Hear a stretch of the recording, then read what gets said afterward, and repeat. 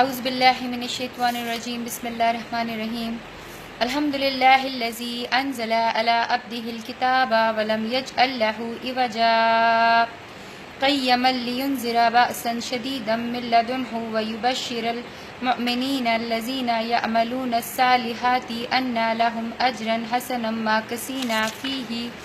ابدا وینذر الذین قالوا اتخذ اللہ ولدا ما لهم به من علم ولا لآبائهم كبرت كلمات تخرج من أفواههم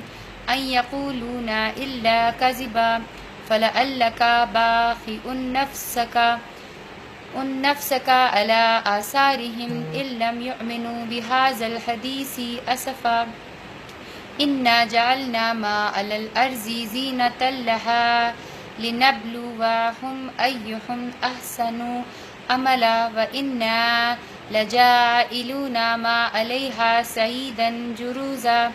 أم حسبت أن أصحاب الكهف والرقيم كانوا مع آياتنا عجبا إذ أوى الفتية إلى الكهف فقالوا ربنا آتنا من لدنك رحمة وهيئ لنا من أمرنا رشدا فضربنا على آذانهم في الكهف سنين عددا ثم بعثناهم لنعلم أي الحزبين أحصى لما لبثوا أمدا نحن نقص عليك نبأهم بالحق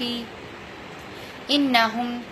فتية آمنوا بربهم وزدناهم هدى وربطنا على قلوبهم إذ قاموا فقالوا ربنا رب السماوات والأرض لن ندعو من دونه إلها لقد قلنا إذا شتتا